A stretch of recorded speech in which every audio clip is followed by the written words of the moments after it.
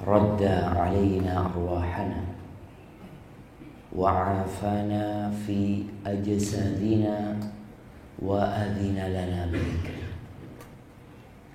Segala puji bagi Allah Jalla Jalaluh yang telah mengembalikan kepada kita ruh kita. Tidak sedikit orang yang tidur kemudian dia berangkat pergi jauh dan tidak pernah kembali. Pagi hari ini ruh kita kembali kepada kita. Dan Allah juga memberikan afiat sehingga kita bisa datang ke rumah Allah Azza wa Jalla. Dan yang terpenting Allah memberikan izin kepada kita untuk mengingatnya. Di saat banyak manusia yang bangun dari tidurnya, yang Allah berikan kesehatan kepadanya, tapi yang dia ingat adalah urusan dunia, pekerjaan dia, tagihan-tagihan dia, rencana-rencana dia, rapat meeting yang dia telah persiapkan. Lupa bahwasanya Allah yang memberikan kepada kita segalanya, dialah yang seharusnya pertama diingat dalam kehidupan kita. Allahumma salli wa sallim ala abdika wa rasulika sayyidina wa maulana Muhammadin wa ala alihi wa ashabihi ajma'in. Amma ba'd. Pagi hari ini kita akan check up hati kita. Apakah kita termasuk yang punya penyakit hati, atau kita orang-orang yang selamat hati? Kita berada di Masjid Asy-Syifa. Iya. Anak tadi tanya sama Raja, ini masjid punya rumah sakit teman. Kok namanya Asy-Syifa? Biasanya masjid-masjid rumah sakit itu namanya Asy-Syifa karena masjid penyembuhan gitu. Tapi ternyata tidak. Wallahu a'lam, mungkin yang memberikan nama ingin yang datang ke masjid ini pulang dalam kondisi sembuh. Bukan berarti yang masuk masjid ini semua sakit gitu ya. Jamaah rahimakumullah, Allah begitu perhatian dengan hati. Karena memang hati ini wadah segalanya. Orang bahagia itu bukan dari harta. Dan orang itu hidup tentram dan damai bukan karena berada di negeri yang bahagia. Sekarang jadi percontohan negeri yang bahagia itu negeri apa? Swiss ya, daerah sana itu. Disebutkan mereka adalah orang-orang yang bahagia hidupnya. Tapi ternyata di tempat itu banyak bunuh diri. Sampai dulu ada sebuah majalah di Mesir itu yang menyebutkan penghuni surga tidak bahagia. Maksud penghuni surga tidak bahagia adalah negeri-negeri yang dicap oleh dunia adalah negeri yang paling bahagia dari sisi sosial mereka, ekonomi mereka. Tapi ternyata mereka tidak berbahagia. Karena masalah kebahagiaan itu masalah hati. Apakah orang yang di PHK disebut orang tidak bahagia karena dia tidak punya pekerjaan? Belum tentu. Boleh jadi orang yang bekerja itu yang tidak bahagia. Apakah orang miskin tidak bahagia? Subhanallah. Semua dilihat dari hati. Makanya kata Rasul sallallahu alaihi wasallam, "Ala inna fil jasadi mudghah." Di tubuh kita itu ada satu organ. Idza salahat salaha sa'irul jasad. Kalau organ ini baik, sehat, sembuh, semuanya bakal baik. Tapi kalau dia rusak, semuanya rusak. Apa organ itu? Jantung. Tatkala kita bicara tentang hati, sebenarnya kita bicara tentang jantung kita. Sekarang sudah canggih orang mengobati penyakit jantung. Ada dengan cara bypass, ya. Ada dengan cara pakai ring yang mungkin dahulu itu tidak dilakukan. Demi ngobatin manusia. Karena kalau jantungnya rusak, jalan mungkin 50 meter sudah tidak kuat dia coba. Apalagi kalau sudah kena serangan itu jantung. Seakan-akan dia ditindih oleh beban yang berat, susah untuk bernafas. Itu jantung yang merupakan organ. Tapi di dalam organ ini pun ada hati. Makanya ada istilah hati sanubari. Kenapa disebut sanubari? Sanubari itu dari asal kata sonobar. Sonobar itu bahasa Arab, artinya bunganya pohon pinus, ya. Itu mereka menggambarkan al-qalbus sanubari adalah hati yang organnya ini. Kalau kita harus perhatian dengan jantung kita yang merupakan organ di tubuh kita ini, kita lebih harus perhatian dengan hati yang merupakan jantung yang bentuknya rohani yang tidak terlihat tatkala kita berangkat ke dokter. Dan Allah memerintahkan kita untuk senantiasa mengecek hati. Tatkala Allah berbincang tentang para nabi yang diutus oleh Allah Subhanahu wa taala, khususnya nabi kita Muhammad alaihi salatu wassalam, apa sih tujuannya beliau diutus? Allah berfirman di surat Al-Jumu'ah ayat 2, huwallazi ba'atha fil ummiyina rasulan minhum. Dialah Allah Jalla Jalaluh yang mengutus di kalangan orang-orang ummi. Dulu bangsa Arab, banyak mereka nggak bisa baca, nggak bisa nulis, ya. Utusan Allah dari mereka. Apa yang dilakukan oleh Rasul ini? Yatlu alaihim ayati. Dibacakan kepada mereka ayat-ayat Allah Azza wa Jalla. Makanya orang kalau dibacakan ayat-ayat Allah itu akan berdampak di hati, bertambah keimanannya. Itu yang lakukan Rasul SAW. Ketika ada orang mau masuk Islam atau Nabi sedang mendakwain orang-orang musyrikin, Nabi membacakan ayat-ayat Allah kepada mereka. Kemudian wa yuzakkihim, dan dia menyucikan mereka. Ini disebut tazkiyatun nufus, dibersihkan hati mereka. Wa yu'allimuhumul kitabul hikmah, dan Nabi mengajarkan kepada mereka Al-Quran, mengajarkan kepada mereka hikmah.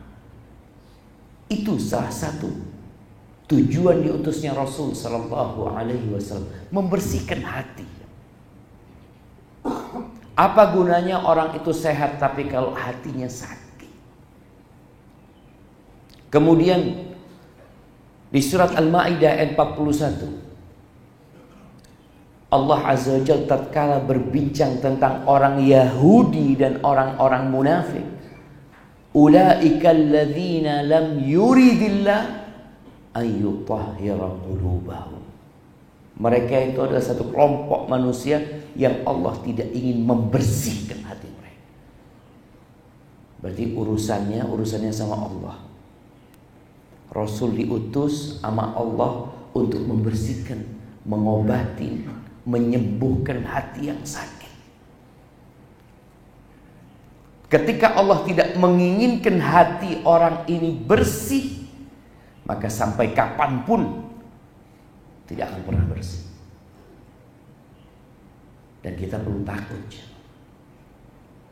Sebagian kita ada yang kalau dikasih nasihat itu sulit untuk berubah. Bahkan kalau 1.000.000 ustadz didatangkan, dia juga tidak akan berubah. Kita juga pernah mengalami masa hati kita ini lembut sekali. Mendengarkan kajian meneteskan air mata. Dengar ceritanya Rasul Sallallahu Alaihi Wasallam ketika diusir dari Taif, meneteskan air mata. Mendengar bagaimana kisah ketika Nabi Alaihi Wasallam perang Uhud, nangis. Baca Quran sama artinya, nangis. Tapi ada fase 1 jam, 2 jam kita baca Quran mungkin. Yang dikejar hanya target bagaimana anak hatam. Nggak ada lagi mentadabburi Al-Quran. Tidak ada lagi getaran-getaran yang menyebabkan dia semakin takut sama Allah Azza wa Jalla. Ahibati fillah, ketahuilah bahwasanya Allah Azza wa Jalla itu tidak melihat kepada rupa kita. Ini juga para lelaki perlu senantiasa mendidik istri.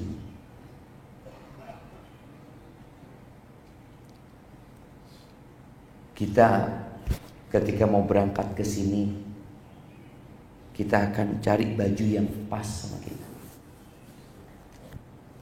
Cari sarung atau celana atau peci. Kita akan bercermin kadang-kadang. Karena kita ingin tampil bagus. Nah, makanya toko-toko baju itu Masya Allah di mana-mana. Untuk wanita mungkin mereka lebih lagi peduli sama penampilan. Salon-salon, tempat skincare, tempat apa. Tolong sering diingatkan dalam rangka mengingatkan diri kita, innallaha la yanzuru ila suwarikum wala ila amwalikum. Sesungguhnya Allah itu tidak memandang kepada rupa kalian, kepada bentuk fisik kalian, enggak. Allah enggak lihat. Kalau kita daftar jadi tentara mungkin kita akan dilihat fisiknya sama mereka. Kalau kita daftar bekerja di sebuah tempat, mereka akan lihat fisik kita. Bahkan kadang-kala tempat kerja itu disyaratkan apa? Good looking. Iya, penampilannya harus bagus. Iya, manusia melihat kepada itu. Maka yang dipekerjakan tuh orang-orang yang kadang-kala memang punya penampilan bagus seperti itu. Kata Nabi SAW, Allah nggak melihat ke sana. Kalau Allah melihat ke sana, ya Allah akan samakan semua orang. Enggak, Allah bikin beda-beda gitu. Ada yang putih, ada yang hitam, ada yang tampan, ada yang kurang tampan, ada yang cantik, ada yang hampir cantik. Seperti itu. Tapi Allah nggak melihat ke sana. Wala ila amwalikum, dan Allah tidak melihat kepada harta kalian. Kita peduli sama harta. Kita memandang manusia itu kepada harta yang dilihat. Pakai mobil apa, pakai motor apa, pakai jam apa, bajunya merek apa, sandalnya seperti apa, jamnya kayak apa, cincinnya apa. Itu pandangan manusia. Makanya kita menilai manusia biasanya dari tadi postur tubuhnya, penampilannya, lalu harta yang dia miliki. Masyarakat menghormatin fulan. Kenapa fulan dihormatin sama masyarakat? Fulus. Fulan fulus. Itu pandangan masyarakat. Tapi Nabi SAW mengatakan, bukan itu tempat Allah memandang. Wa innama yanzuru ila qulubikum wa a'malikum. Yang dilihat sama Allah Azza wa Jalla adalah hati kalian. Itu yang dilihat. Allah tahu apa isi hati kita. Allah tahu dengan pikiran-pikiran yang ada dalam hati kita. Allah tahu dengan penyakit yang ada di hati kita. Dan yang Allah lihat amal perbuatan kalian. Maka kita perlu ngecek, check up sekarang kita hati kita. Ada banyak tulisan para ulama, khususnya Ibnu Qayyim rahimahullahu ta'ala, yang membahas tentang urusan hati ini, syaikhana. Karena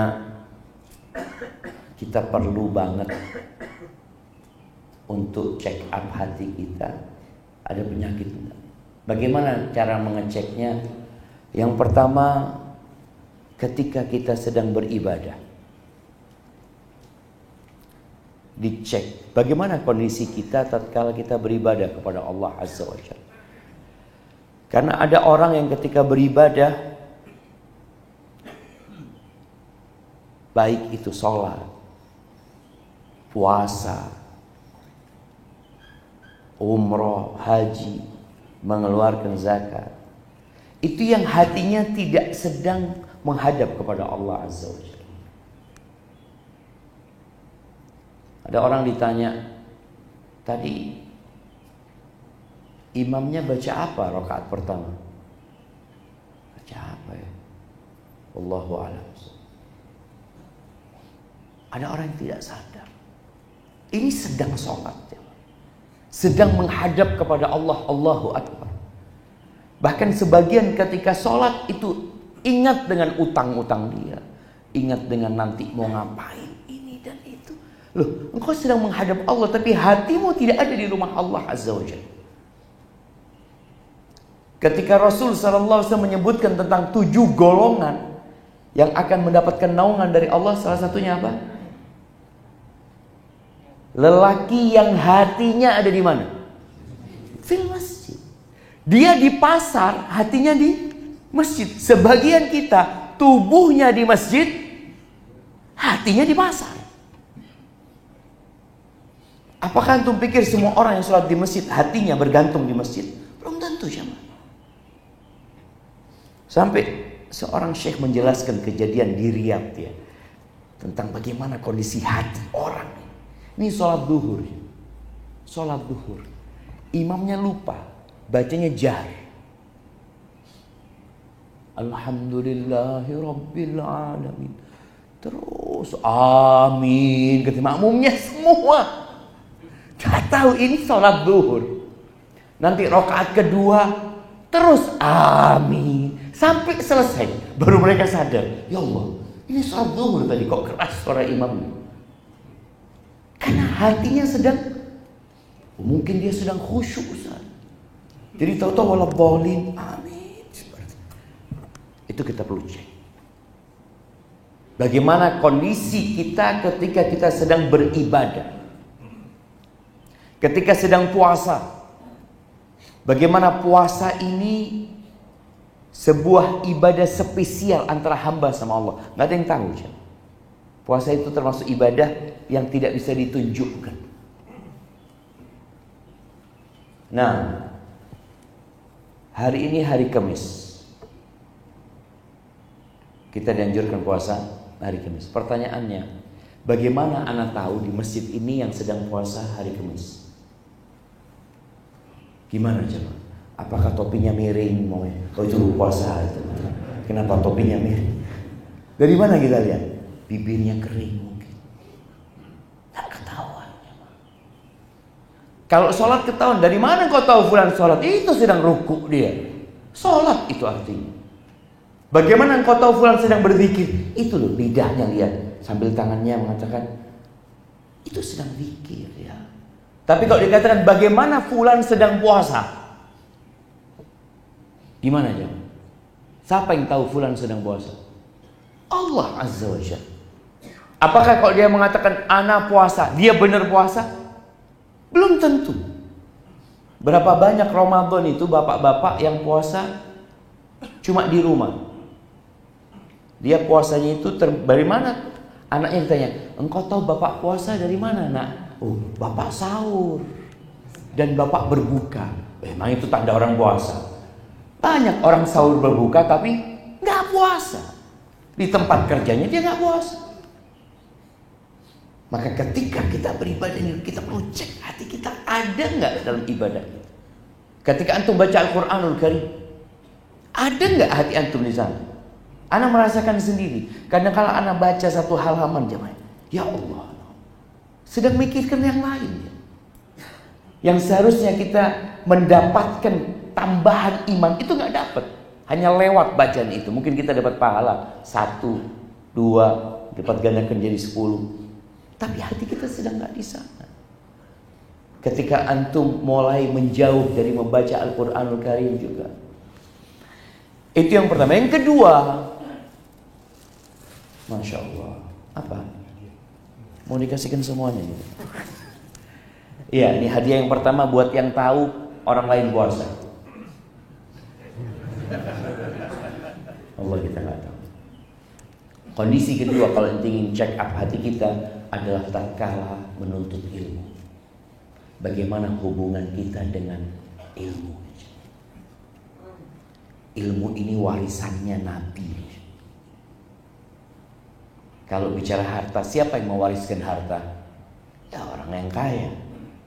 Yang ditinggalkan sama Fir'aun apa? Kam taraku min jannatin wa uyun. Yang ditinggalkan Fir'aun, diwariskan ketika Fir'aun dan bala tentaranya mati, istana-istana yang mewah. Itu warisannya mereka. Makanya Nabi sekaya apapun, Nabi sekaya apapun itu tidak diwariskan. Kenapa? Jadi sedekah. Supaya keluarga Nabi juga tahu harta itu bukan sesuatu yang perlu diperebutkan sebenarnya. Ilmu. Antum suka nggak dengar ilmu? Datang ke majelis ilmu. Ketika mendengarkan ilmu itu, punya nggak keinginan umpamanya untuk menambah ilmu? Anak mau datang kajian lagi. Karena Nabi SAW setiap pagi selesai sholat subuh, beliau berdoa, Allahumma inni as'aluka ilman nafi'an. Itu kalau bicara hati. Yang pertama diminta setiap hari ilman nafi'an. Baru rizqan thayyiban. Sebagian kita terbalik. Ambisi dia ada di mana? Rizki. Lu Ustaz, kan gak semua orang harus jadi Ustaz. Enggak. Tapi semua orang harus nuntut ilmu. Abdurrahman bin Auf, konglomerat yang kaya, pedagang yang sukses, tapi tetap belajar. Belajar. Menuntut ilmu. Duduk di majelisnya Rasul sallallahu alaihi wasallam. Khalid ibn Walid. Oke, dia seorang panglima perang, tetap belajar mereka. Maka kita perlu sisihkan waktu untuk menuntut ilmu. Dan ketika menuntut ilmu, antum lihat bagaimana kondisi antum. Nih para penuntut ilmu juga. Ada yang menuntut ilmu awalnya ikhlas lillahi ta'ala. Terus hatinya berubah. Dia mencari kekuasaan dengan ilmunya. Mencari popularitas. Ingin senantiasa namanya disebut.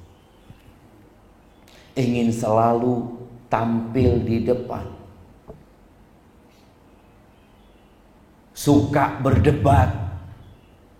Hati-hati. Kadangkala kita melihat ada perdebatan sengit antara warganet dan netizen. Komen itu ya mau. Oh anak, kadang ya Allah, apa ini mau mereka? Maka orang yang menuntut ilmu pun kadangkala bisa berubah niatnya. Maka tolong dicek. Khususnya bagi orang-orang yang sudah ngaji.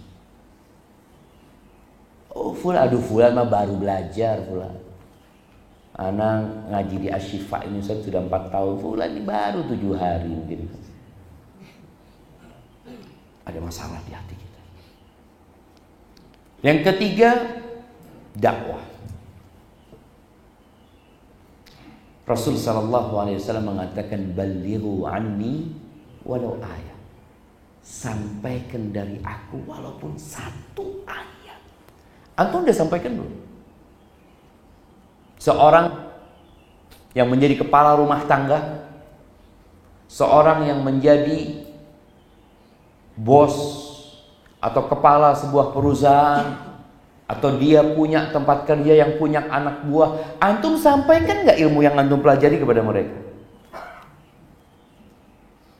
Kalau niatnya benar nuntut ilmu, maka ada usaha untuk menyampaikan. Dia ingin kebaikan buat orang lain. Hatinya itu sehat ya, man. Ngelihat orang itu nggak sholat, apalagi dia sebagai bos perusahaan, dipanggil, fulan, naik ke atas. Ditanya, kamu kenapa gak sholat? Tapi sebagian kita gak pernah mikirin mereka. Yang penting kerjanya bagus, menjalankan tugas di tempat kerja sesuai dengan ketentuan. Mau sholat, gak sholat bukan urusan anak. Oh, antum sakit hati, bermasalah hati-hati. Kenapa? Nabi SAW mengatakan, la yu'minu ahadukum hatta yuhibba li akhihi ma yuhibbu li nafsi.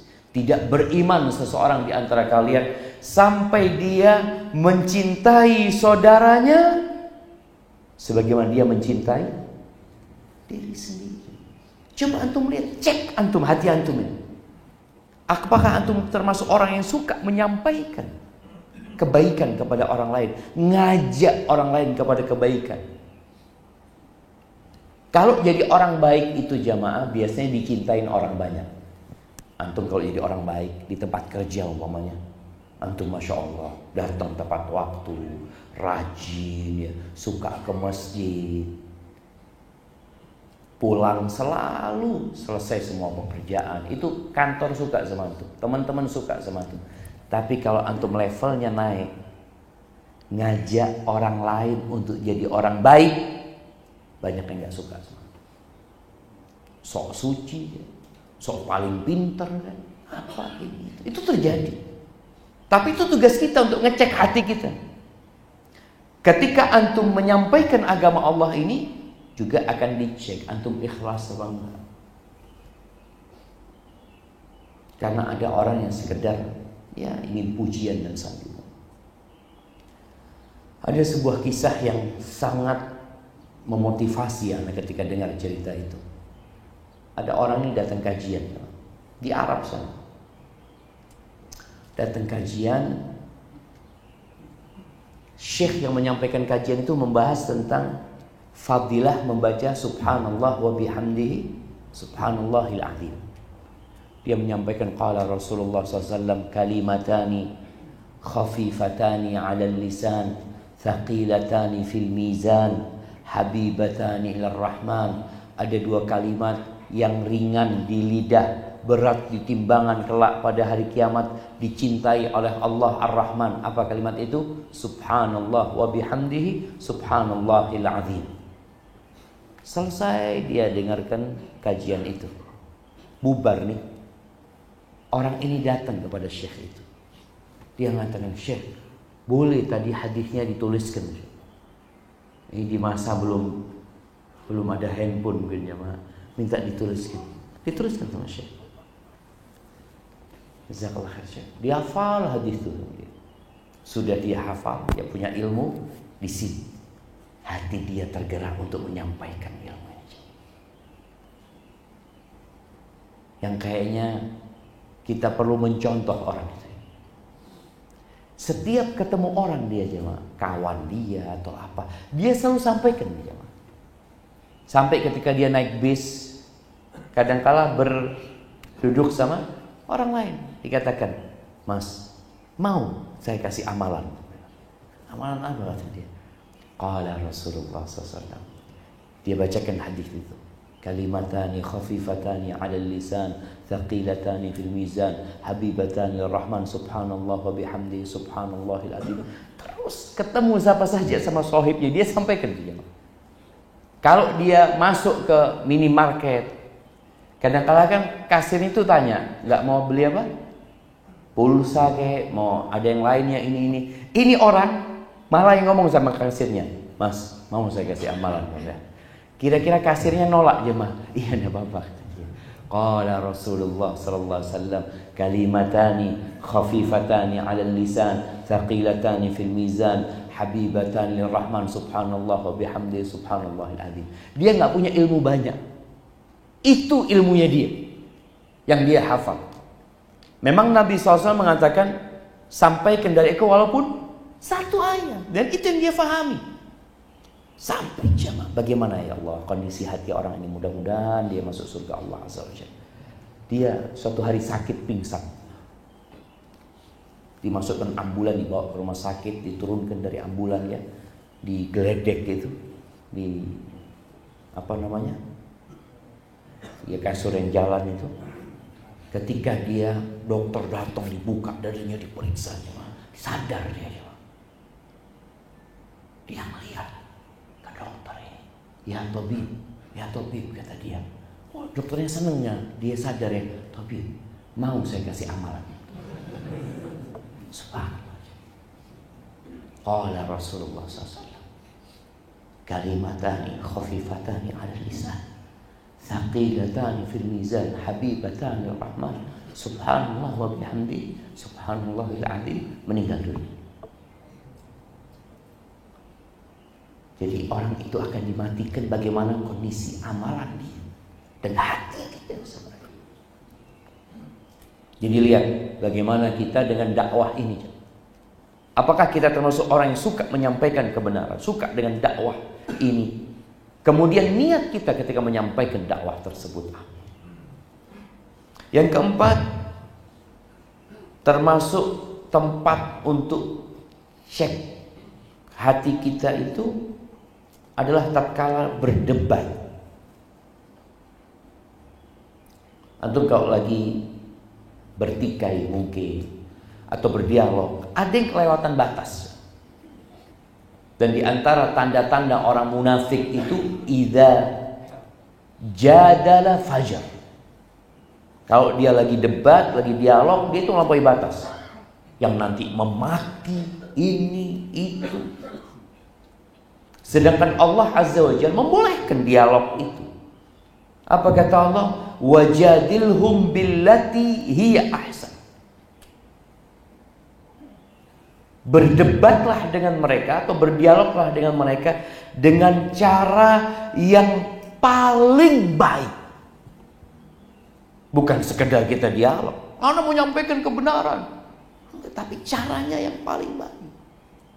Makanya ketika antum dialog, ketika antum berdebat, bagaimana posisi antum? Tadi dari sisi ada orang yang mau menang sendiri, padahal sudah tahu dia salah. Ini bicara hati. Ketika antum sudah maunya menang sendiri, padahal antum sadar kalau antum salah, sakit. Antum datang pendalil ini itu, padahal antum tahu antum salah. Maka tolong, ketika antum sadar, kok anak kayaknya mau menang sendirian. Al-Imam Syafi'i rahimahullahu ta'ala jamaah.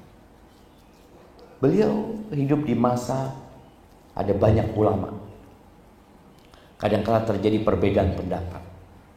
Beliau mengatakan tidak pernah aku berdialog dengan seseorang kecuali aku berharap kebenaran itu muncul dari lisan dia. Artinya benar yang dia sampaikan itu. Kenapa? Karena niat beliau ketika berdialog itu mencari kebenaran. Kalau memang anak salah, ya anak akan terima. Kalau kita dialog, apa yang kita inginkan? Menang. Karena kita ingin unjuk diri. Ini orang tidak ngerti apa-apa ini. Lihat hati antum ketika antum dialog sama seseorang, ribut sama seseorang. Ada di mana hati antum? Yang kelima, syahwat. Syahwat ini tempat ngecek hati kita. Karena memang Allah telah mencintakan kepada diri kita. Zuyyina linnas hubbus syahawat minan nisa wal banin wal qanatiril muqantarati minadh dhahabi wal fiddati wal khaylil musawwamati wal an'ami wal harth. Dzalika mata'ul hayatid dunya wallahu 'indahu husnul ma'ab. Dicintakan kepada manusia. Syahwat kepada apa? Wanita. Siapa yang tidak suka melihat wanita yang cantik? Wanita cantik dengan penampilan mempesona. Siapa yang tidak suka melihat mereka? Ada. Ini juga ujian perempuan. Sekarang kita kena penyakit LGBT. Lihat perempuan cantik, biasa. Lihat laki-laki, Masya Allah. Masya Allah. Ini marit, ini sakit, ini. Iya. Ini untuk ngecek juga dari situ kita tahu nih orang ada masalah gitu. Ketika orang cinta dengan melihat syahwat kepada wanita, oh wajar. Tapi apa sikap kita ketika itu? Menundukkan pandangan apa tidak? Ini ujian. Ketika kita tahu Allah sedang mengawasin kita, dia turun enggak. Dia akan salurkan syahwatnya ke tempat yang halal. Dia akan menikah. Harta juga. Kenapa di negeri kita ini jamaah menjadi negeri yang tingkat korupsinya nomor berapa Indonesia ini? Entah nomor berapa. Karena kita tahu ujian syahwat kepada harta ini dimulai dari RT. Di RT sana. Kadang-kadang sudah mulai urusan fulus ya. Nanti dari RT ke RW, dari RW nanti ke kelurahan, ini itu. Anak pernah waktu itu ngurus apa? KTP. Karena ngurus pindah ya, pindah domisili. Tanda tangan biasa kita minta tanda tangan sini. Selesai, iya biayanya sekian. Biaya apa? Kata dia. Oh tanda tangan. Oke. Nanti ngurus ke kelurahan, ke kecamatan akhirnya. Ada satu hal yang terjadi. Sudah selesai KTP-nya, Bapak seikhlasnya. Loh, kok ada seikhlasnya? Emangnya masjid ini seikhlasnya? Kita sedekah. Suruh taruh ke sana jemaah. Oh, ini syahwat kepada harta. Jadi masalahnya itu memang ujian dari Allah Subhanahu wa ta'ala. Ada seorang yang ditangkap sama KPK. Dia nyimpen uang di tembok rumahnya itu 250 miliar. Di tembok, jadi nggak ada pintunya. Yang tahu tukangnya. Nggak ada yang tahu. Jadi harus dibongkar tembok itu. Anak pikir, buat apa? Berarti dia nggak butuh sama uang itu. Karena dia punya uang yang lainnya. Kalau butuh kan dia akan kasih pintu supaya dia mudah ngambil. Enggak, ini di tembok aja. Bagaimana syahwat kita terhadap kondisi hati kita terhadap harta? Karena termasuk penyakit yang berat itu hubbud dunya wa karahiyatul maut. Cinta kepada dunia, takut mati. Dan Nabi SAW mengatakan inna dunya hulwatun khadirah. Dunia ini manis dan hijau. Manis rasanya, hijau warnanya. Orang itu suka sama yang manis sama yang hijau. Wa innallaha mustakhlifukum fiha. Allah jadikan kalian khalifah di dalamnya. Fanadhirun kaifa ta'malun. Allah akan lihat gimana kalian bersikap terhadap dunia ini. Fattaqud dunya wattaqun nisa. Hati-hati sama dunia. Hati-hati sama wanita. Ana sempat ngobrol sama seseorang tentang fulan yang kaya raya. Fulan ini kaya raya banget. Ada masalah dengan warisan. Biasalah orang tua meninggal dunia, kadang-kadang warisannya nggak langsung dibagi. Baik, ketika warisan mau dibagi, terkadang ada pertikaian di antara keluarga. Ternyata yang pasang badan ini yang paling kaya. Kok bisa ya? Kan bayangan anak karena dia sudah paling kaya di antara saudaranya, dia akan ngalah. Udah Anda nggak ambil sudah, fadhal silakan untuk bagi. Ternyata dia yang paling pasang badan. Ada apa masalahnya? Tuh, urusan hatinya ini sedang bermasalah. Bukan orang semakin kaya semakin tidak butuh sama harta. Contoh kira-kira, antum kalau punya uang 1 triliun, berhenti antum kerja. Anda mau fokus kajian di Asyifa. Pertama sholat, atau Anda daftarkan diri jadi muadzin, sudah nggak apa-apa. Dia punya uang 1 triliun. Kalau dia butuh dalam setahun itu 5 miliar untuk biaya hidup dia, cukup untuk berapa tahun? Jangan 40 tahun. 1 triliun itu berapa jemaah? Sudah, Allahu a'lam jemaah. Intinya ada orang yang sudah mencapai titik kekayaan yang cukup untuk 7 turunan, 7 kelokan, 7 tanjakan. Itu cukup jemaah, tapi dia masih ambisi sama dunia jemaah. Kita perlu tahu, oh Anda sakit hati kita. Hati Anda ini sakit. Ketika untuk sodakoh berat ya. Subhanallah. Talha bin Ubaidillah. Pernah dia habis jual aset dia, dapat uang kira-kira 400.000 dirham. Anda lupa 400 atau 700, tapi Anda ingatnya 400.000 dirham.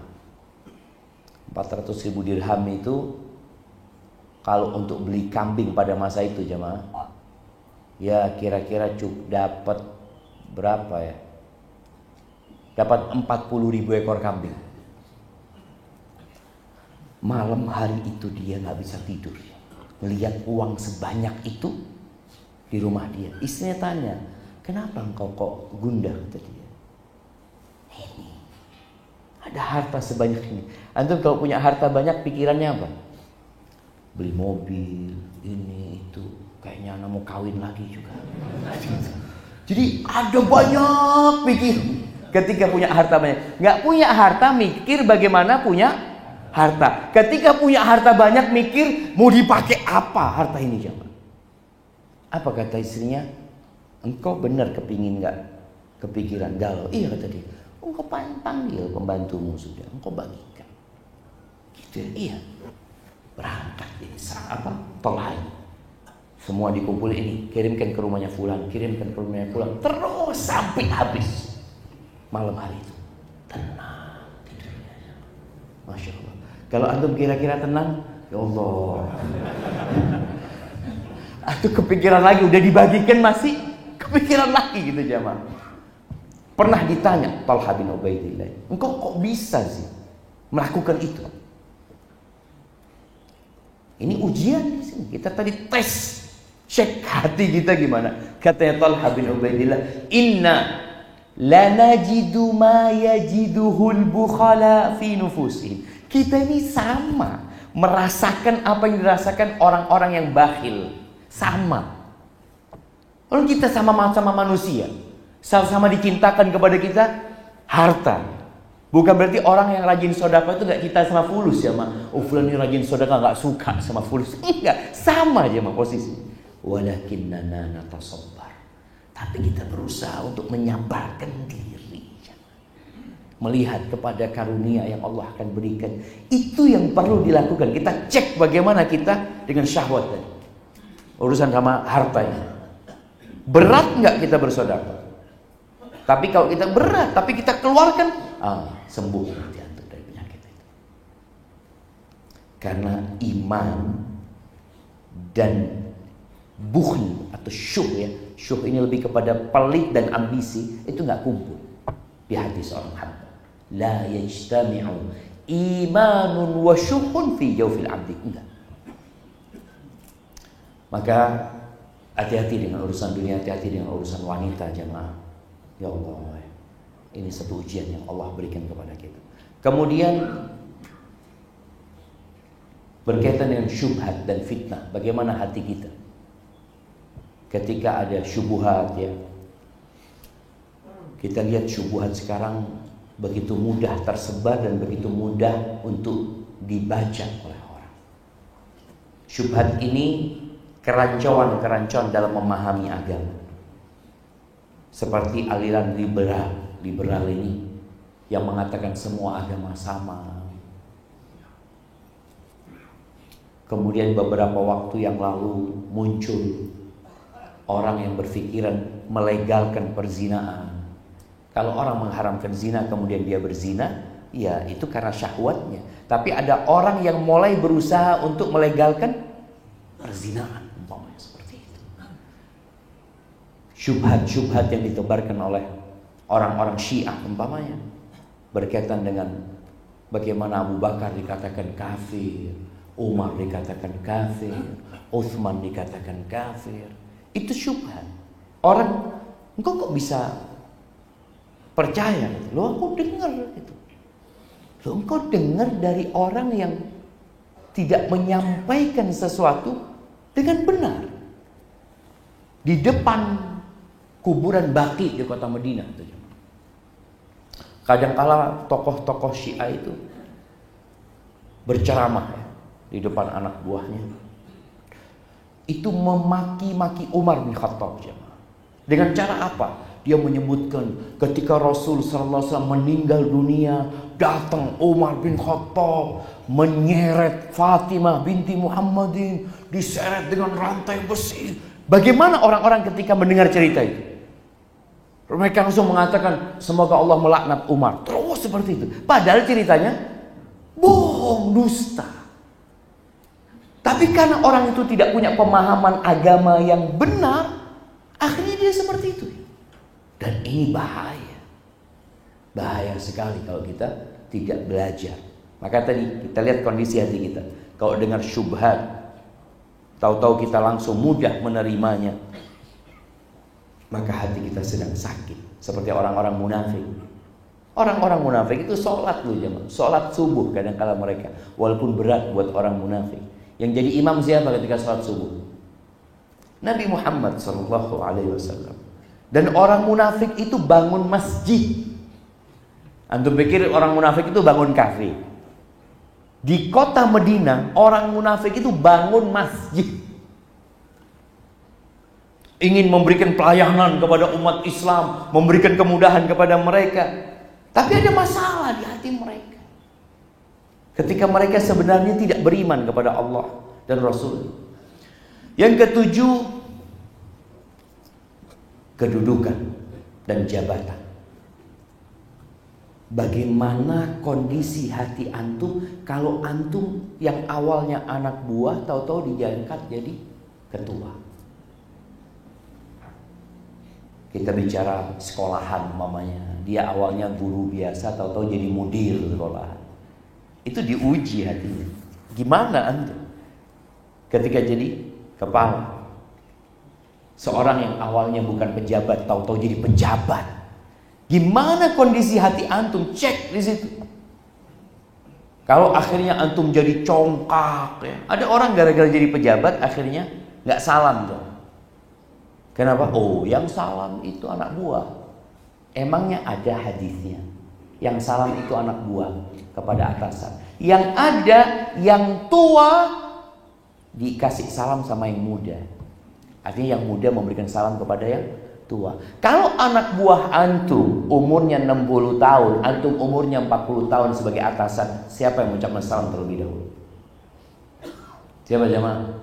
Yang muda. Walaupun antum sebagai gubernur umpamanya, sebagai bupati, sebagai kepala desa, antum lihat.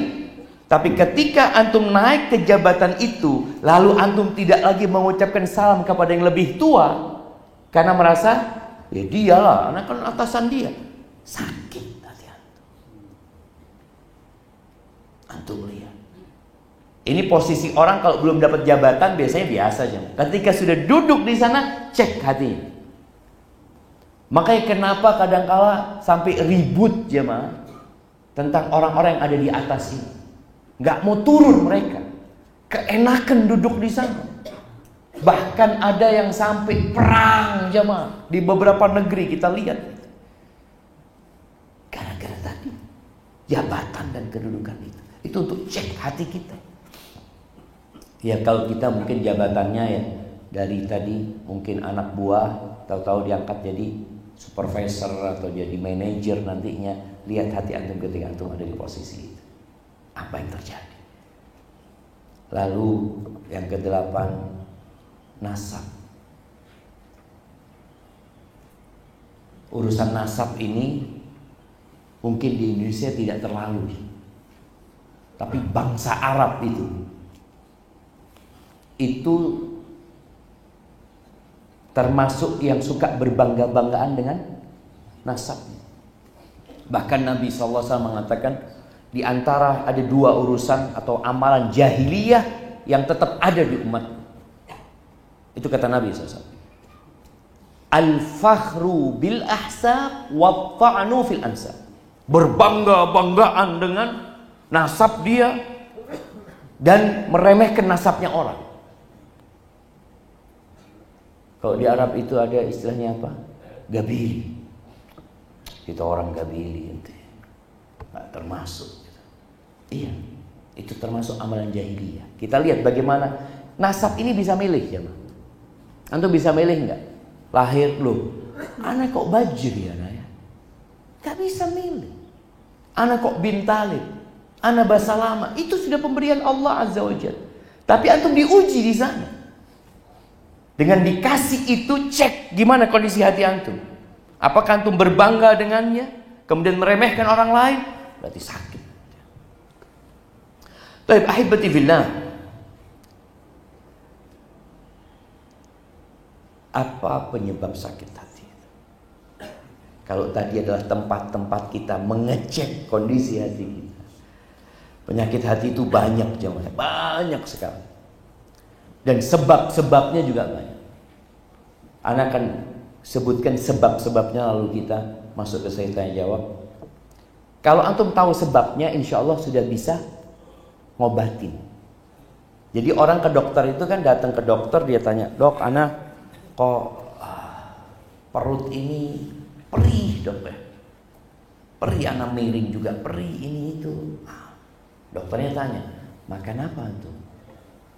Sebutkan, oh ini yang nggak boleh, jangan makan ini. Sudah tahu sebabnya, kalau kepingin sembuh, jangan dimakan lagi. Tapi kalau sudah dikasih tahu sama dokter, ini sebabnya, engkau kebanyakan makan cabai, kata dia. Siap dok, kurangin cabai. Ternyata karena dia suka sama cabai, tetap makan cabai. Datang lagi ke dokter, dok perih dok. Makan cabai lagi, iya dok. Oh iya, kasih obat lagi sama dokter. Berapa hari lagi datang lagi ke dokter, makan cabai lagi, iya dok. Yang salah dokternya, cabainya, atau orang ini? Maka tatkala antum sudah tahu dengan sebab yang menyebabkan antum jatuh sakit, ya udah ditinggalin gitu. Sembuh insyaallah antum. Jadi sebab yang pertama itu al-jahl, kebodohan. Maka yang antum lihat fase sebelum diutusnya Nabi Muhammad SAW disebut apa? Jahiliyah. Jahiliyah. Sebagian kita sekarang kalau sudah hijrah dan sudah tobat, dia ngomong apa? Ana pernah dulu Zat, waktu masa jahiliyah. Emangnya tuh hidup di masa sebelum Nabi SAW. Maksudnya dia dalam kebodohan itu. Karena ini menjadi penyebab utama. Kenapa banyak orang yang sampai hari ini tetap makan riba, suka di tempat riba, melakukan aktivitas itu terus, ya, karena kebodohan. Sejak kapan ada bank syariat? Istilah bank syariat di Indonesia itu sejak kapan? Yang kasih hadiah.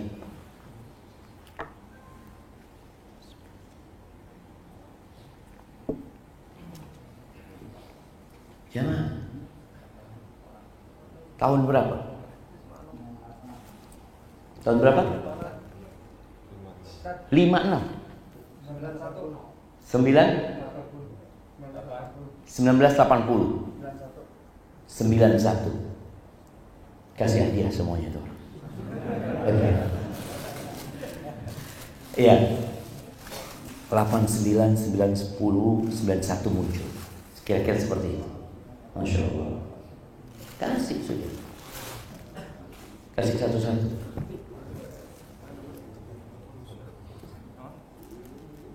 Nah, kasih temennya yang di belakangnya. 1 Satunya kasih ke ini, yang pakai baju merah. Baik, barakallahu fikum. Kita lihat kenapa jemaah kok itu terjadi? Karena nggak ngerti. Kita itu dibodoh-bodohin sama Belanda 350 tahun. Jilbab. Kapan mulai umat Islam di Indonesia itu ramai pakai jilbab? Sama dengan kejadian itu. Jadi tahun 89, 90 itu kisah 300 siswi yang dikeluarkan dari sekolah karena pakai jilbab. Dulu kayak gitu aja, pakai jilbab dikeluarkan dari sekolah. Padahal presidennya muslim, menteri pendidikannya muslim, kepala sekolahnya muslim. Yang pakai jilbab dikeluarkan dari sekolah. Penyebabnya apa? Bodoh, nggak ngerti. Jadi dari kemerdekaan sampai tahun 89 berapa tahun kita nggak ngerti kalau jilbab itu disyariatkan sama Allah Azza wa Jalla. Bukan masalah yang diperselisihkan jemaah. Ada masalah, ada khilaf di antara para ulama. Ini nggak ada khilaf, sama sekali nggak ada khilaf. Karena perintahnya jelas dalam Al-Quran Al-Karim. Di surat Al-Ahzab, di surat An-Nur. Tapi kenapa orang kok nggak pakai jilbab? Bodoh, nggak ngerti. Terus belajar akhirnya, belajar umat Islam sampai sekarang kita lihat, alhamdulillah kita bersyukur kepada Allah. Dulu juga masjid itu sepi. Sholat subuh itu, masya Allah, imam sama muadzin. Karena kalau muadzinnya jadi imam sekarang, nggak tahu makmumnya siapa, dia jadi imam. Sekarang alhamdulillah jauh. Kita melihat masjid-masjid ramai. Mau masjid di mana pun, masjid di sekolahan, masjid di kampus, masjid di pasar ya. Itu masya Allah seneng kita melihat, karena orang belajar. Jadi penyebab penyakit hati itu karena kebodohan. Yang kedua, fitnah-fitnah yang ada. Ini ujian lah. Ketika terjadi fitnah itu kondisi hati, ya fitnah itu macam-macam. Boleh jadi fitnahnya tadi ada anak adalah fitnah juga. Innama amwalukum wa auladukum fitnah. Itu juga jadi penyebab hati sakit. Kadangkala fitnah, kekacauan yang terjadi di antara umat Islam sendiri. Di masa para sahabat Nabi SAW itu muncul kelompok yang membunuh Utsman bin Affan. Namanya kelompok apa? Khawarij. Bayangin jemaah, dibunuh itu sahabat Nabi yang dijamin masuk surga, Sallallahu alaihi wasallam. Bagaimana dibunuhnya Ali bin Abi Thalib. Yang membunuh Ali bin Abi Thalib ini jemaah kepingin masuk surga. Dia penghafal Quran, guru ngaji. Kok bisa bunuh Ali bin Abi Thalib? Yang ngutus Abdurrahman bin Muljam ini, atau Muljam, ke Mesir itu adalah Umar bin Khattab radhiyallahu anhu. Dan dia berpesan kepada Amr bin As, dekatkan rumahnya dari masjid. Ini orang pintar. Ini bukan masalah bodoh, enggak, dia orang pintar. Dekatkan rumahnya dari masjid. Tapi terkena fitnah dia dengan pemikiran-pemikiran yang menyimpang. Akhirnya dia membunuh Ali bin Abi Thalib dan berharap masuk surga. Gimana orang membunuh sahabat Nabi yang dijamin masuk surga, dia mau masuk surga? Terjadi fitnah. Kemudian yang ketiga, syahwat dan kemaksiatan. Itu juga menjadi penyebab hati kita sakit. Tinggalkan kemaksiatan, bertobat kepada Allah Azza wa Jalla, tundukkan syahwatnya dengan yang halal-halal. Insyaallah antum sembuh dari penyakit itu. Makanya ketika Nabi sallallahu alaihi wasallam mengatakan kepada para pemuda, ya ma'syaras syabab, man istata'a minkumul ba'ah falyatazawwaj. Wahai kaula muda, siapa di antara kalian memiliki kemampuan, hendaklah nikah. Kenapa disuruh menikah? Syahwat itu ada. Bagaimana menundukkannya? Menikah. Fa innahu aghaddu lil basar wa ahsan lil farj. Karena menikah itu akan lebih membantu kita untuk menjaga pandangan dan menundukkan syahwat kemaluan kita. Faman lam yastati' fa alaihi bisiyam. Yang enggak bisa Ya puasa, fa innahu lahu wija. Itu puasa juga akan menahan syahwat kita. Kemudian yang keempat yang menjadi penyebab adalah syubhat. Syubhat jemaah. Ana punya ustadz dulu di pesantren. Dia lulusan pesantren kemudian ngabdi di tempat kita. Lalu dia kuliah di salah satu perguruan tinggi Islam. Habis itu dia nggak sholat. Nggak sholat. Bayangin. Ustadz lulusan pesantren berhenti sholat. Ana tanya, Ustadz, kenapa Ustadz? Kok nggak kelihatan di masjid ini itu? Iya kata dia. Allah berfirman, oh punya ilmu berarti. Ustaz masa nggak punya ilmu? Allah itu mengatakan aqimis sholata li dzikri. Dirikan sholat untuk mengingatku. Kalau sudah ingat sama Allah, nggak perlu sholat. Tujuannya sholat itu mengingat Allah Azza wa Jalla. Bayangin dia, orang kalau kena syubhat ini, oh gitu ya. Jadi nggak perlu sholat, nggak perlu sudah. Yang penting ingat sama Allah sebentar. Berhenti sholatnya. Itu syubhat. Na'udzubillah. Nabi SAW itu yadhkurullah fi kulli ahyan. Nabi itu senantiasa mengingat Allah dalam semua kondisi. Apakah beliau gak sholat? Beliau yang ngajarin sholat. Sampai mati beliau sholat. Sallallahu alaihi wasallam. Cuma tadi syubhat. Dan di kampung ana itu ada abah ana pernah tanya dengan seorang perempuan. Dia datang ke rumah. Ada urusan, dia kayaknya ibu kampung waktu itu yang urusan. Tanya, bapaknya, abana tanya, bapaknya kok nggak kelihatan di masjid lagi kata dia. Iya, Pak Riza, bapak saya berhenti sholat karena dia merasa makomnya sudah tinggi, berhenti sholat. Artinya orang yang taat ibadah gara-gara syubhat sakit hati, berhenti. Allah itu melihat kepada hati dan amalan. Ini orang hatinya nggak benar, nampak dari amalannya. Dan banyak loh, banyak kejadian seperti itu. Mungkin sebagian kita nggak paham, tapi gara-gara syubhat. Orang yang berhenti sholat, orang kemudian melakukan perzinaan gara-gara syubhat, dipikirnya halal sama dia. Na'udzubillah, maka hati-hati dengan syubhat. Yang kelima adalah lalai dari berzikir. Sebab terjadinya penyakit hati ini karena kita jarang berzikir. Berzikir itu ya zikir lisan, zikir hati kita. Zikir. Allah Azza wa Jalla mengingatkan ketika selesai sholat. Sholat Jumat itu dalam rangka mengingat Allah. Fas'au ila zikrillah. Ketika selesai sholat, kata Allah, fa idza qudiyatis shalah fantashiru fil ardh. Kalau udah selesai sholat, kalian silahkan bertebaran di muka bumi ini. Yang mau ke pasar, yang mau pulang ke rumah, yang mau ke kantor, fantashiru fil ardi wabtaghu min fadlillah. Cari karunia Allah. Jadi ketika bekerja yang dicari apa? Karunia Allah. Wadhkurullaha katsiran la'allakum tuflihun. Ingatlah kepada Allah yang banyak. Banyak. Jadi bukan sekedar tadi zikir yang selesai sholat. Karena sebagian orang berpikir ya berzikir itu selesai sholat. Kalau udah keluar masjid udah selesai, khalas. Karena tadi berzikir. Loh, disuruh banyak berzikir ketika keluar dari masjid. Kenapa harus lebih banyak lagi di luar berzikir? Karena godaannya lebih banyak. Dan waktu antum di luar masjid itu lebih banyak. Di masjid berapa lama gitu jemaah? Zuhur, sholat sambil zikir mungkin 15 menit atau 20 menit. Kalau 20 menit dikali 5 berapa? 100 menit. Sisanya antum di luar. Maka tolong perbanyak ingat Allah SWT. Kemudian yang selanjutnya hawa nafsu. Keinginan. Itu jadi sebab.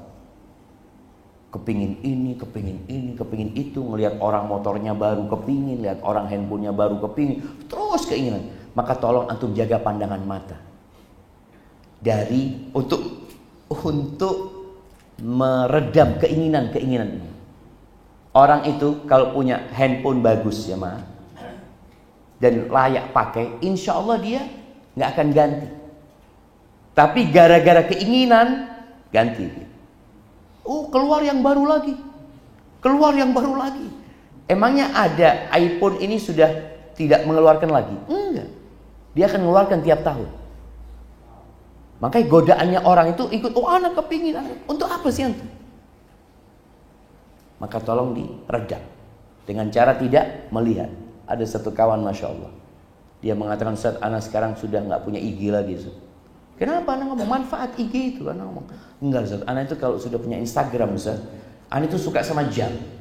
Dia suka sama jam yang ratusan juta, miliaran tuh jemaah. Anak itu kalau ngelihat, jadi kepingin. Asal anak nggak punya, jadi nggak kepingin. Maka orang buta itu keinginannya jadi teredam karena dia nggak tahu jemaah. Kemudian yang ketujuh, kawan yang buruk. Itu juga merusak hati. Maka antum cari kawan yang baik. Kemudian yang ke-8 menjadi penyebab hati itu sakit, makan haram. Sakit. Doa nggak dikabulkan. Terus jadi orang yang ambisi, yang diperbudak sama dia gara-gara makan haram. Kemudian yang ke-9, ya melepas pandangan mata ke yang haram-haram. Yang ke-10, riba dan namimah. Itu menjadi penyebab hati antum jadi keras nantinya. Dan yang ke-11, sibuk nyari dunia. Sibuk mencari dunia dan ambisi untuk memperbanyak harta. Nggak dilarang orang mencari dunia, tapi ambisinya tolong urusan akhirat. Hadza wallahu a'lam bishawab. Itu yang dapat Anda sampaikan pada kesempatan kali ini. Semoga memotivasi kita jemaah untuk jadi lebih baik. Ini hari kerja jam berapa maksudnya jam? Libur hari Kamis. Masya Allah. Jadi di Purwakarta liburnya Kamis sama Jumat gitu. Nah, bagaimana cara menghilangkan penyakit hati atau dendam pada seseorang? Iya. Ketahuilah bahwasanya kita ini juga suka berbuat salah. Kalau antum mungkin dendam sama fulan karena pernah menyakiti antum. Kondisi fulan bisa jadi fulan ini sudah berubah. Fulan itu sudah menjadi orang yang lebih baik. Allah Azza wa Jalla mengatakan kepada Nabi yang alaihi salatu wassalam, "Khudzil afwa." Jadilah orang yang pemaaf. Ambil maaf itu sebagai karaktermu, diambil. Wa'mur bil urf, perintahkan kepada kebaikan. Jadi kita memaafkan seseorang bukan berarti membiarkan dia berbuat dosa. Kita kasih tahu, kita kasih nasihat. Wa'arid 'anil jahilin. Ada orang-orang bodoh yang enggak perlu diurusin. Sudah, enggak usah diingat wal apa, ditinggalkan orang-orang bodoh. Maka bicara kita dendam kepada seseorang itu hanya akan membuat hidup antum semakin sengsara. Setiap melihat fulan ya sempit dada. Dan biasanya orang kalau dendam itu akan muncul keinginan-keinginan bagaimana orang ini kena musibah. Itu orang yang dendam. Dan dia akan gembira kalau dia sakit. Gembira kalau dia kena petaka, tabrakan, keluarganya susah. Gembira dia. Apa penyebabnya? Dendam. Bagaimana dendam ini melahirkan penyakit-penyakit yang lainnya. Maafkan dia, selesai urusan. Nabi alaihissalatu wassalam disakiti lebih daripada antum. Dilempari batu jemaah sampai berdarah-darah. Dibunuh sahabatnya. Apakah Nabi alaihissalatu wassalam akhirnya dendam mau membunuh orang-orang musyrikin di Mekah? Enggak, dimaafkan sama Nabi SAW. Pernah istri Nabi itu difitnah berzina. Bayangin. Gimana kalau istri antum difitnah berzina? Ini istri Nabi SAW. Salah satu yang menfitnah itu Mistah. Mistah ini misanan sama Abu Bakar. Miskin. Abu Bakar itu selalu memberikan santunan kebutuhan Mistah itu. Termasuk dia yang menyebarkan. Dan biasanya jamaah kezaliman yang dilakukan oleh saudara itu lebih menyakitkan daripada kezaliman orang Yahudi. Karena yang menyakitin kita siapa? Saudara kita sendiri. Ini loh orang yang kita bantu malah dia menusuk kita dari belakang. Itu Abu Bakar As-Siddiq bersumpah tidak maulah memaafkan Mistah, walau mau ngasih santunan sama Mistah. Bersumpah dia jemaah bahwa dia sakit hati benar-benar sama Mistah. Allah tegur. Allah katakan wal ya'fu wal yasfahu. Hendaklah mereka memaafkan gitu. Udah nggak usah dihukum orang-orang itu. Dilupakan kesalahan dia. Ala tuhibbuna ayaghfirallahu lakum. Apakah kalian nggak suka Allah ngampuni dosa-dosa kalian? Abu Bakar ditegur jemaah.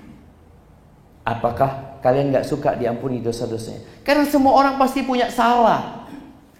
Sadar, bala, ya Allah, aku kepingin ya Allah. Akhirnya Abu Bakar membayar kafarat atas sumpahnya dan dia bersumpah baru tidak akan mencabut santunan yang diberikan kepada Mistah. Maka cara supaya tidak dendam, kita tahu kita ini juga punya salah sama Allah. Kalau kita tidak memaafkan orang lain, padahal doa kita, Allahumma innaka afuun tuhibbul afwa fa'fu anni, buat fulan tidak ada maaf. Allahumma innaka afuun. Antum minta maaf sama Allah lalu fulan antum tidak maafkan.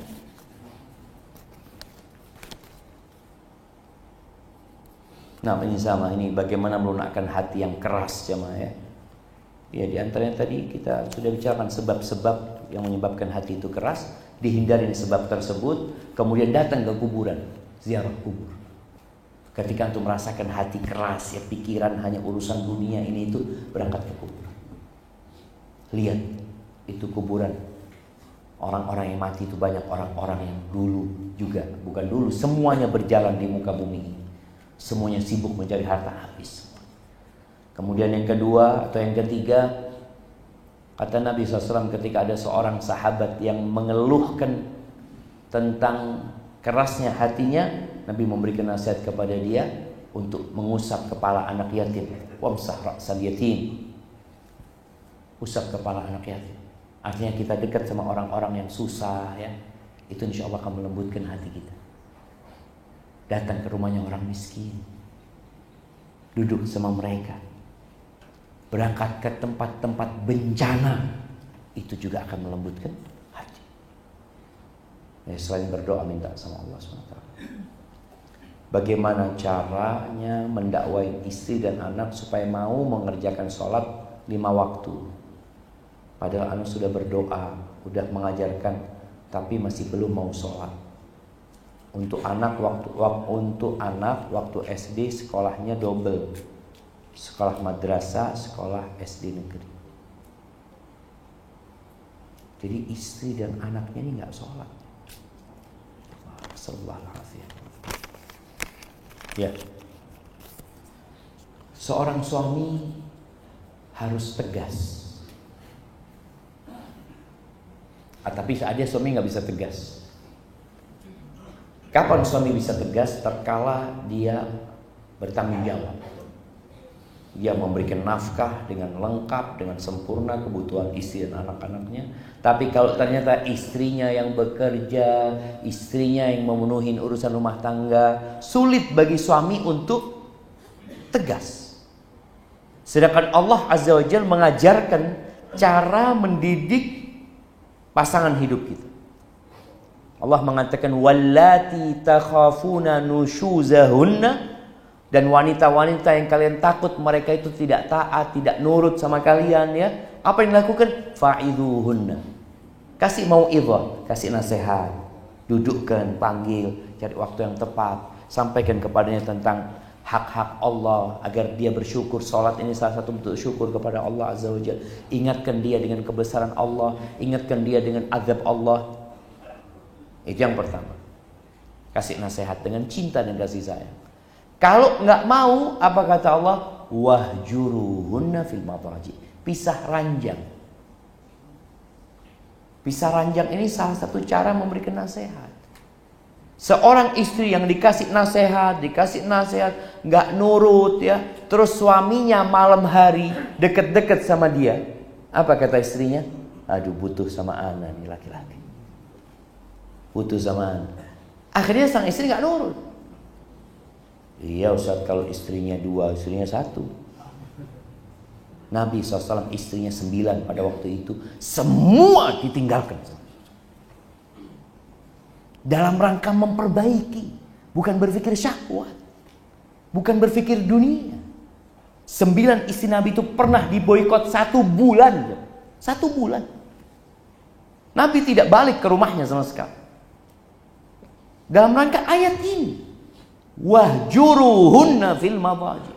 Tinggalkan mereka. Tapi gimana bisa meninggalkan istrinya? Sedangkan dia awalnya tadi tinggal ya di rumahnya istri. Umpamanya. Biaya hidup istri yang dominan. Sulit dia akan memberikan nasihat. Tapi memang ketika tidak mau sholat, suami harus pasang badan, harus serius ngasih nasihat. Salah satunya dia ceraikan istrinya. Ketika sudah pisah ranjang dia tetap nggak mau. Yang terakhir Allah katakan wadribuhunna, pukul mereka. Tapi kalau memang memukul itu bermanfaat, tapi bukan mukul yang melukai jamaah. Memukul untuk mendidik seperti orang tua yang memukul anaknya kadang-kala karena cinta. Tapi kalau sekarang antum mukul istri antum, langsung KDRT. Juga lihat kondisinya. Intinya antum tetap berusaha semaksimal mungkin dan antum perlu bermuhasabah. Kok bisa antum dapat istri yang tidak sholat? Anaknya padahal sekolahnya double. Tapi gimana dia sekolah madrasah, sekolah biasa, tapi sampai rumah ibunya nggak sholat. Ibunya nggak pernah nyuruh anaknya sholat. Sedangkan bapaknya bekerja umpamanya. Atau suami istri sama-sama bekerja. Maka tolong antum memohon ampun kepada Allah Azza wa Jalla. Mungkin juga salah pilih pasangan hidup. Ana sedih Ustaz. Di lingkungan kampus banyak sekali fitnah dan kemaksiatan. Termasuk beberapa teman ana yang lulusan pesantren pun ikut terbawa. Bagaimana cara terbaik memperbaiki, menasihati mereka? Ana sering posting nasihat dan faedah, tapi memang yang datang hanyalah tuduhan sesat, berlebihan dan lainnya. Ana juga sering bertemu tatap muka dengan teman terdekat untuk menasehati secara lembut pada mereka, tapi belum ada perubahan. Mohon solusinya. Barakallahu fiik. Barakallahu fiik. Nah. Iya jemaah, ini PR kita bersama ya. Ana masih bermimpi, tapi semoga Allah Azza wa Jalla mewujudkan hal itu. Adanya kampus-kampus Islam yang benar-benar sesuai dengan syariat. Sebagaimana umat Islam butuh bank syariat yang sesuai dengan syariat, kita juga butuh kampus Islam yang sesuai dengan syariat. Banyak terjadi perzinahan kadang-kadang di kampus itu. Bahkan ada seorang lulusan pesantren masuk perguruan tinggi, auzubillah. Itu ibunya, padahal anak lulusan pesantren, dia di situ menghafal Al-Quran. Ditemukan sama ibunya kondom di celananya dia. Lingkungan. Maka kita perlu membentuk lingkungan. Sekolah, subhanallah, kalau antum tahu, Nasoro, orang-orang Nasrani, sampai hari ini di beberapa sekolahan mereka memisahkan laki sama perempuan. Sampai hari ini. Ini bukan perkara berlebih-lebihan dalam beragama, bukan. Kalau mau bicara agama jelas bagaimana Islam mengatur. Kalau bicara logika jelas bahwasanya ketika laki-laki dipisahkan sama perempuan, laki-laki akan lebih fokus dan perempuan akan lebih fokus. Maka di Jakarta sekolah-sekolah peninggalan Belanda yang dibangun sebelum kemerdekaan itu laki hanya untuk laki. Ada Canisius ya, tahun 28 atau tahun 30. Sampai hari ini zaman dipertahankan hanya untuk laki-laki. Sampai SMA kalau nggak salah mereka. Laki-laki saja. Dan lulusannya ya namanya orang serius belajar, bagus-bagus. Tujuannya dikumpulkan laki perempuan ini apa sih? Apa tujuannya? Kadang-kadang didudukkan bareng. Tujuannya apa? Enggak, supaya mereka tidak tergoda dengan wanita. Karena kalau sudah terbiasa sama wanita, insya Allah tidak tertarik sama wanita. Mungkinkah itu terjadi jemaah? Antum tiap hari kumpul sama istri antum lalu nggak tertarik sama istri antum? Nah, tiap hari lihat, nggak bisa. Itu syahwat sudah ditanamkan. Maka ini, ana tetap ya ada teman-teman di Jogja yang sedang berusaha untuk bangun ya Sekolah itu memang berat. Kita bangun kampus umum ini jamaah. Beratnya apa? Orang itu kalau mau donasi, donasinya buat apa? Masjid, sekolah yang khusus agama. Padahal kita butuh kampus umum. Yang di situ memang benar-benar terjaga dari fitnah. Yang anak-anak bukan cuma dikasih pelajaran agama 1 semester, tapi sepanjang dia kuliah, dia dapat pendidikan agama. Karena di negeri kita itu punya rencana yang hebat jamaah. Tapi mudah-mudahan ke sana kita bisa capai ya. Apa istilahnya? Waktu zamannya Habibie itu Iptek dan Imtak. Ilmu teknologi, ilmu pengetahuan dan teknologi sama iman dan takwa. Ini harus bareng. Harus jalan bareng. Dan orang yang cerdas itu orang yang tadi menyetabilkan antara keperluan dunia sama keperluan akhirat. Maka yang dikatakan oleh penanya ini benar-benar PR buat kita bersama. Gimana kita menyelesaikan urusan itu? Anak lulusan pesantren masuk ke perguruan tinggi umum, ketemu sama perempuan-perempuan, kadang-kala dia taat sama Allah, tapi itu perempuan yang mendekatin dia. Bagaimana? Mudah-mudahan dijaga sama Allah Azza wa Jalla. Tugas antum menyampaikan, menasehati sambil mendoakan.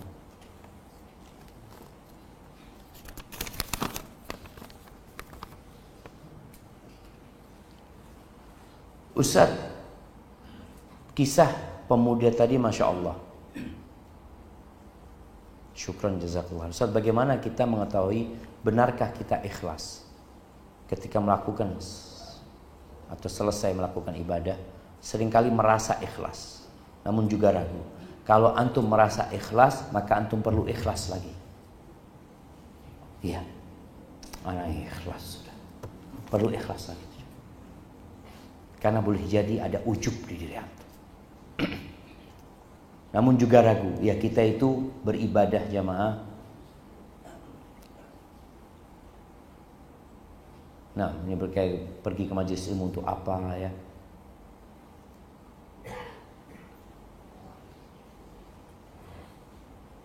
Masya Allah. Barakallahu fikum. Ya, ini minta hadis yang tadi yang tuliskan subhanallah bihamdi subhanallahil azim. Ustaz tuliskan Ustaz. Nah, berkaitan dengan bagaimana kita beribadah kepada Allah, kita itu nggak tahu amalan kita diterima atau tidak. Tugas kita memenuhi persyaratan. Syarat diterimanya amal itu ikhlas sama mutabah. Kita penuhin syarat itu. Lalu kita berdoa, minta supaya diterima. Nabi Ibrahim alaihissalam membangun Ka'bah. Nabi membangun Ka'bah bersama Ismail. Lagi ngangkutin itu batu menyusun. Apa doanya? Rabbana taqabbal minna innaka antas sami'ul alim. Ya Allah, terimalah dari kami ya Allah.